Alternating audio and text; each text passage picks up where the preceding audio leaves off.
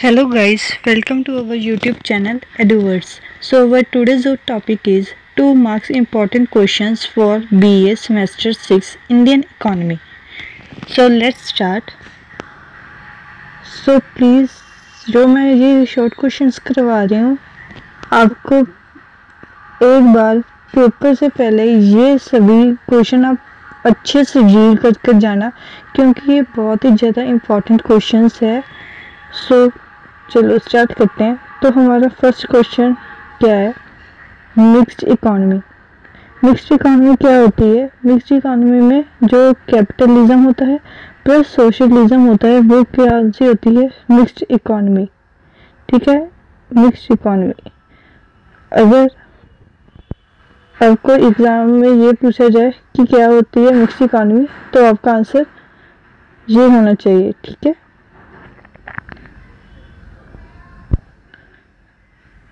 मैं आपको एक बार फिर बोल के बता देती हूँ। A mixed economy is an economic system that combines elements of both capitalism and socialism. It includes private enterprise alongside government intervention to provide public goods. अब देखो यहाँ पर अगर आपने इतना लिखा तो आपको इसका 1.5 मार्क्स मिलेगा। जो आपने हाफ मार्क्स गेन करना है ना वो आपको यहाँ से मिलेगा, या तो यहाँ से मिलेगा या तो यहाँ से। अगर आप ये ना भी लिखो तो भी चल जाएगा, बट एग्जाम्पल क्वेश्चन की अगर बन रही है तो प्लीज़ एग्जाम्पल देकर जाना क्योंकि एग्जामिनर कुछ हटके मांगता है कि उसका जो बच्चे का आधा मार्क्स है ना वो भी मतलब पक्का हो जाए। ऐसा लिख कर जाना कि आपको 2 मार्क्स पक्के हो जाए। अगर आप की फीचर्स ऑफ मिक्स्ड इकोनॉमी ना भी लिखो ठीक है तो भी अगर एग्जाम्पल जरूर लिख कर आना। और 2 मार्क्स का जो क्वेश्चन होगा 4 से 5 लाइन में लिख देना, ख़त्म कर देना क्योंकि इतना टाइम नहीं होता कि आप इतना लेंथी लिखें। ठीक है, सो अब सेकंड क्वेश्चन क्या होगा? Is Indian economy developed of developing economy? ये कॉमन सेंस से हमें भी पता है कि इंडिया अभी डेवलपिंग हो रही है, डेवलप्ड इकोनॉमी नहीं है। सो हम इसको अपनी लैंग्वेज में भी लिख सकते हैं। अगर आपको ऐसा लिखना है आप ऐसे भी लिख सकते हैं, बस आपको इसका मीनिंग पता हो, बस आप उसको कुछ ही सेकंड में लिख दो। ठीक है, मीनिंग पता हो आप लिख दो आराम से और 2 मार्क्स आपके। और जिस वे में मैं करवा रही हूँ आप अगर उसी वे में लिखोगे तो आपके नंबर फुल आ जाएंगे। 2 मार्क्स हैं तो ये यूनिट 1 के क्वेश्चंस है। यूनिट 2 के अगर आपको चाहिए होंगे तो आप मुझे कमेंट कर देना, वैसे भी मैं अगर डाल ही दूंगी। ठीक है, so somewhere second question is क्या था? इंडिया इज डेवलपिंग और डेवलप्ड इकोनॉमी। ठीक है, so India is classified as a developing economy rather than a developed economy, while India has made significant progress in economic growth, industrialization, but it faces challenges such as economic inequality, infrastructure gaps. ठीक है, ये English लिखिए अगर आपको ये समझ, वैसे तो थोड़े से अगर डिफ़िकल्ट वर्ड्स लगे तो आप अपने तरह लिख कर आना, पर लिख कर जरूर आना, खाली कभी मत छोड़ कर आना। हमारे टीचर्स भी हमें यही बताते थे कि अब कभी भी क्वेश्चन को खाली नहीं छोड़ कर आना, जितना भी इसके हो ना इर्द गिर्द, मतलब हमें थोड़ी सी तो नॉलेज होती ही है। अब ये देखो क्वेश्चन अगर ना भी पढ़ते ना तो हमें पता लग गया कि इंडिया के बारे में। हम करंट अफेयर्स थोड़े से याद रखा करो इंडियन इकोनॉमी में, क्योंकि कहीं से भी पूछ सकते हैं कोई भी, मतलब हमें गवर्नमेंट पॉलिसी पूछ सकते हैं, किसान बीमा योजना वगैरह सब कुछ पूछ सकते हैं।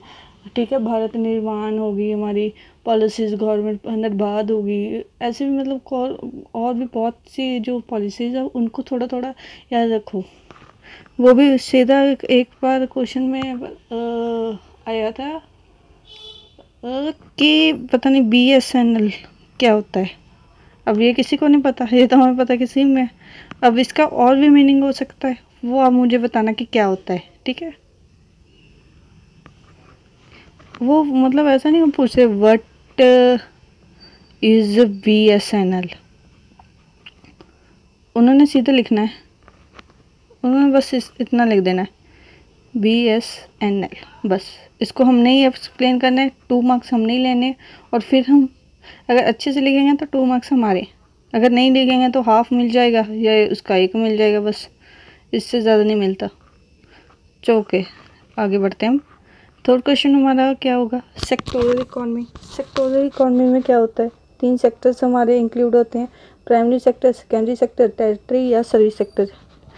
अब यहाँ ये भी क्वेश्चन बन सकता है कि सेकेंडरी सेक्टर क्या हो सकता है और प्राइमरी सेक्टर, क्वेश्चन में ऐसे लिख देगा, जैसे तो ऐसे लिख सकते हैं, वैसे इतना इसका इतना कि आंसर बनता है, तो वैसे शायद ही ये पर ये सेक्टोरल इकोनॉमी ऐसे आ सकता है, ठीक है। अब देखो प्राइमरी सेक्टर में क्या था, agriculture, forestry etcetera. It includes manufacturing, construction, power generation etcetera. Okay, अब इट इंक्लूड्स बैंकिंग, ठीक है, ये सभी आ गया। फोर्थ क्वेश्चन क्या होगा, dualistic nature of Indian economy. Dualistic nature क्या होगा इंडियन इकोनॉमी का, the dualistic nature of Indian economy refers to the coexistence of two concentric sectors, the modern developed sector and traditional sector, ठीक है। Modern plus traditional sector क्या हो गया, Indian economy का dualistic nature हो गया। सीधा है मीनिंग, कोई इतना डिफ़िकल्ट नहीं है जो याद नहीं होगा, ठीक है।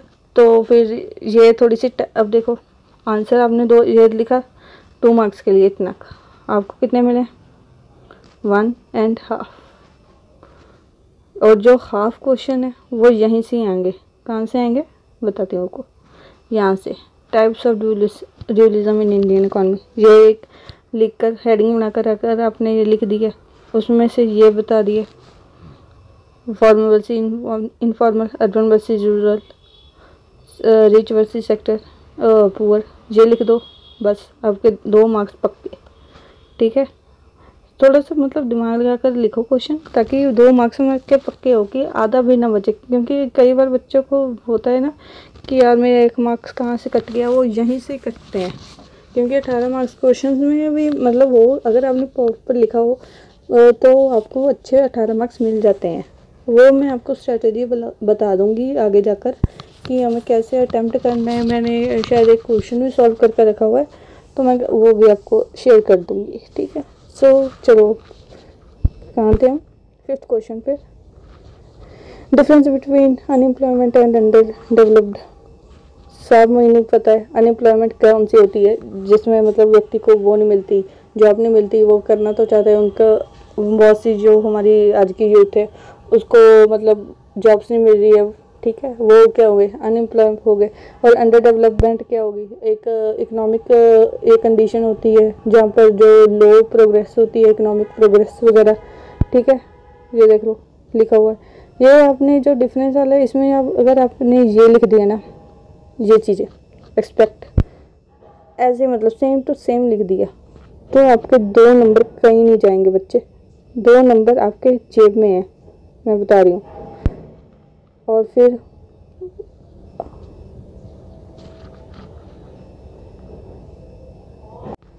तो आराम से आप लिख सकते हैं। अब देखो ये कॉजेस भी लिखते हैं, यहाँ पर कॉजेस हमने छोड़ दिए हैं, यहाँ पर आप अनएम्प्लॉयमेंट और पॉवर्टी लिख सकते हैं, ठीक है। Low poverty, high unemployment, sorry low poverty नहीं, high unemployment, high poverty etcetera. अब 6th question, low level low income level by Harvey Leibenstein. इसका जो इनकम लेवल का जो दिया है वो किसने दिया है हमें, हार्वे लेविस्टिन। इसको आप अंडरलाइन कर दो आराम से। Concept of low level equilibrium trap explains why underdeveloped economics remain stuck in poverty despite opportunities for growth. It is based on his broader work in development economics and population growth, ठीक है। कि क्यों जो low level की जो income होती है क्यों होती है, ठीक है।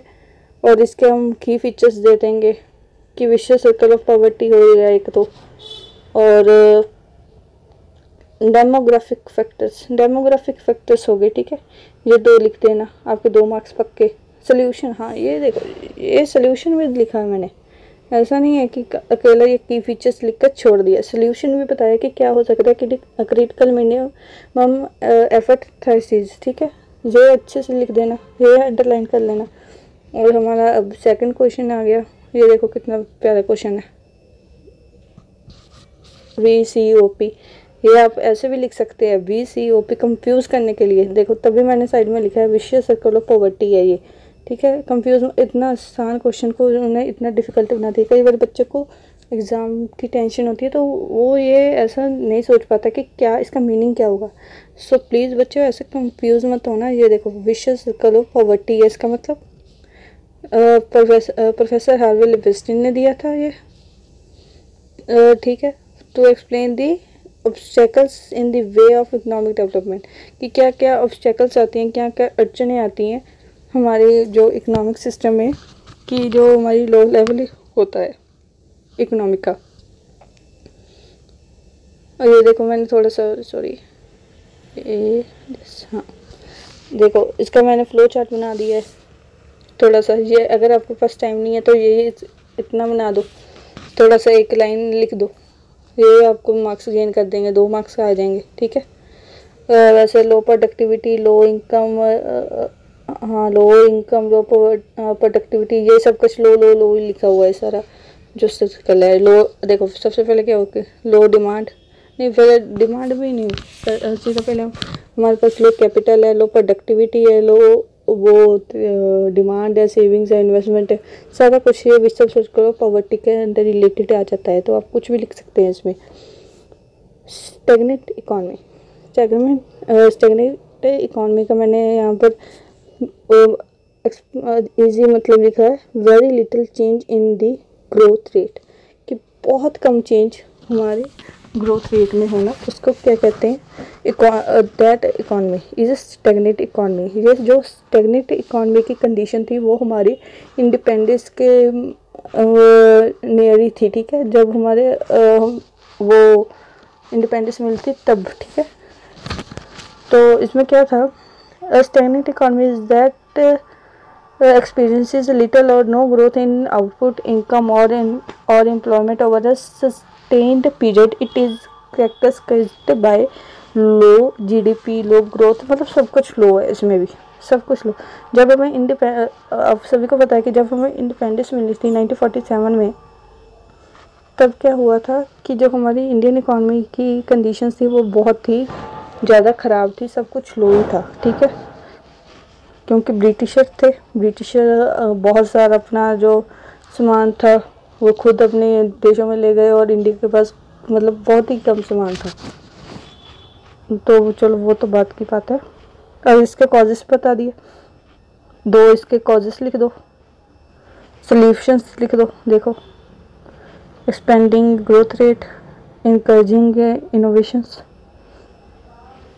कैपिटलिज्म इकॉनमी, पहले क्वेश्चन में मिक्स्ड इकॉनमी में मैंने बताया था सोशल प्लस कैपिटलिज्म, ठीक है। इसमें अब कैपिटलिज्म आ गया। अब capitalism economy is an economic system where private individuals and business own and control production. अच्छा ठीक है, सिंपल मीनिंग है इसका कि इकोनॉमिक सिस्टम है वहाँ जहाँ पर प्राइवेट एंटरप्रेन्योर्स जो होंगे वो कंट्रोल कर रहे होंगे प्रोडक्शन, डिस्ट्रीब्यूशन एक्सेट्रा, ठीक है। और इसके की फीचर्स क्या है, कैपिटलिस्टिक इकॉनमी के प्राइवेट ओनरशिप, पहले मैं बता दी, प्रॉफिट मोटिव होगा, कंपटीशन होगा, 3 लिख दिए, टाइप्स लिख दे, ठीक है। और क्या हो गया इसकी, ये देखो सबसे इम्पोर्टेंट बात, इसके एग्जांपल लिख दी, चाइना, जर्मनी होगा यहाँ पर, और जर्मनी, ठीक है, और यूनाइटेड स्टेट्स। और ये हमारा आ गया 10th क्वेश्चन, ये हमारा अभी लास्ट क्वेश्चन होगा। और मैं एक दूसरी वीडियो भी बनाऊंगी, पार्ट 2 बनाऊंगी इसका, ठीक है। यहाँ पर क्या है, फेडरलिज्म।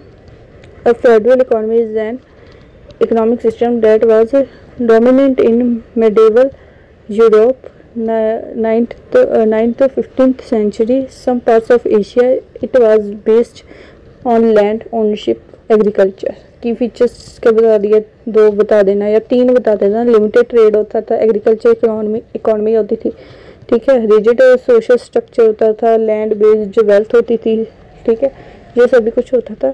अब देखो मैंने 10 क्वेश्चन जो बता दिया, और आगे आई थिंक वैसे तो ज़्यादा क्वेश्चन है,